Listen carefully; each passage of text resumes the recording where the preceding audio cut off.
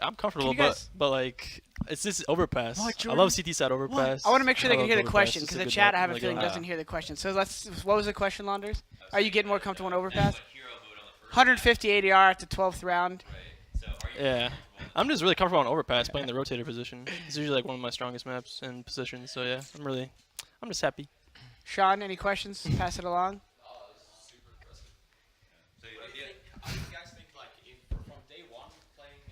So I'll repeat this.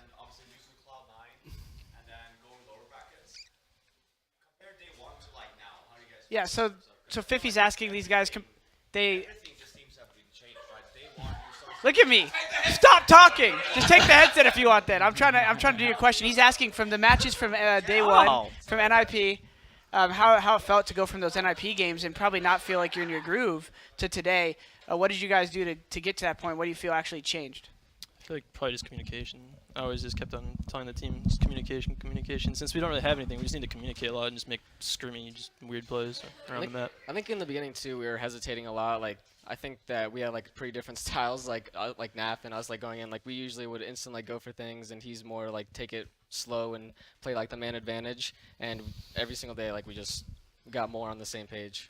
Yeah, we actually had time to like go over different things in our demos and stuff, so we learned a lot doing that too. We actually created strats like whenever we were doing our matches and stuff. So. Yeah. So for you, Nick, you actually picked up a lot more responsibility now that you have the IGL, but you're also opping. Yeah. Was that, somebody posted your first day or two stats at the summit and said, not performing well at the event. Yeah. Yeah. Okay. I was trying to speak loud enough. I mean, hold your drink. Hold your drink there.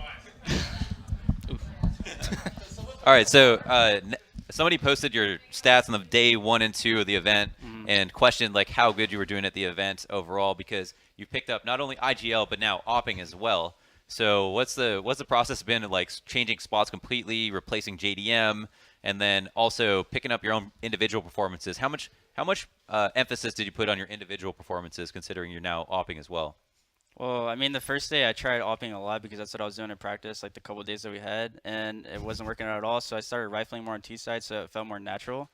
And Keith could have picked up the op whenever he went in, and it just felt a lot more natural when I started rifling like on T side. So I had to practice more in the role, But picking up Keith was good because he played all the spots I played, so it was like a 1-to-1, and I could op and take all of JDM's spots, and Keith can take all my spots. So.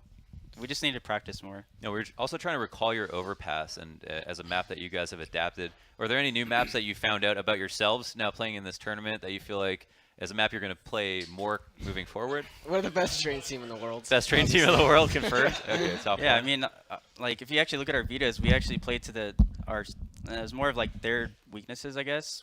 Our map pool is like, we're still trying to figure out what it is, but obviously Cobble and Train are good for us now, and we just got to keep playing all the maps and see where we're at on every single map. I think it's we thought we were good on Inferno, but we just got to keep on like practicing it. Yeah, I was gonna say it's interesting because if you look at like our vetoes and our picks since the first day, like we went from like picking Mirage/Inferno to just permabetting like Inferno the last couple matches.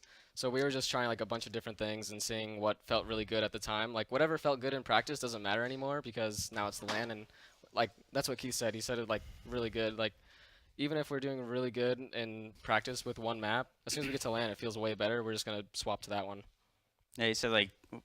What did you I say? just Just say it, man. I just said it's just all about how you're feeling at the LAN event. Yeah, Like, that's you may what I like said. have like the best stats on a map like overall like the course of a few months, but I feel like when you're at the event, you just need to Things change. things change. You just have to pick the map that you're just feeling, just hitting shots. So speaking about just playing at events, playing an event like Beyond the Summit, one that obviously still means a lot to you guys, but it comes right after a major. How has it been playing at this event in particular, and what do you like about it? I love Summit. It's just like the most casual, just laid back. And they got Chick-fil-A. Yeah, they got Chick-fil-A. Chick-fil-A.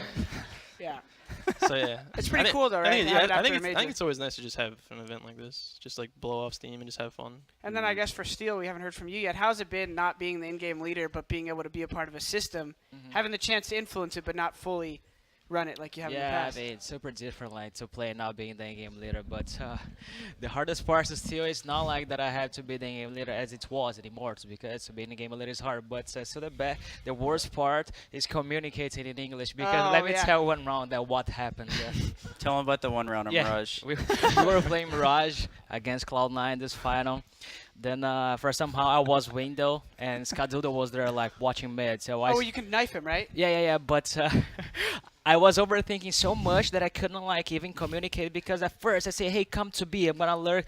I'm gonna kill him and go to B. Then no, go to A. No, B is better. And I say, I don't know what to do. Then Nick say, what the fuck?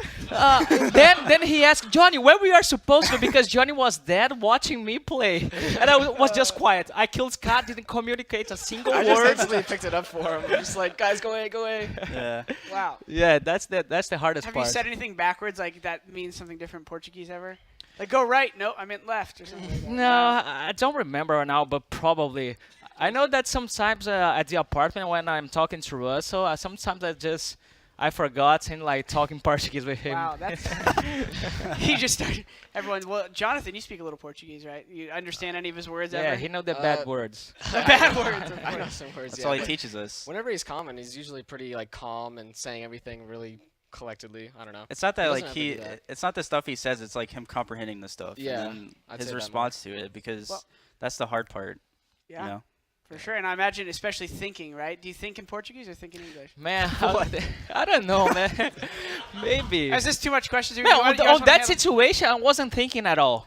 In, Yeah. Like, not a single language. Tell me but, you were thinking turn him into a steak right there. I know how you Brazilians think.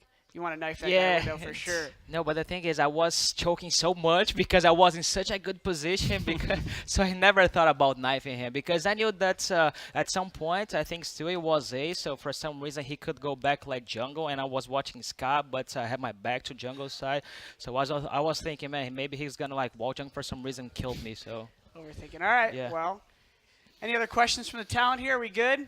You guys want to huddle up for a nice group photo here and pass that trophy around? Get some Do nice it. celebratory Yeah, Russ NHL. is holding up. Our first trophy as a team, Hey, man. besides the minor, but they didn't even have a trophy, right? Round of applause. It's a picture of a house. It's just a picture of a house. Let me get out of this. Yeah. Team liquor.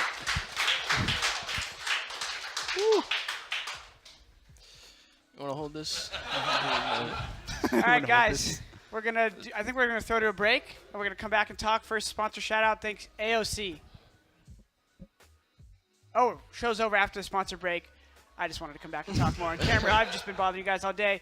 Thanks everyone for tuning in to the Beyond the Summit and everyone who's a part of it. Everyone's waving goodbye.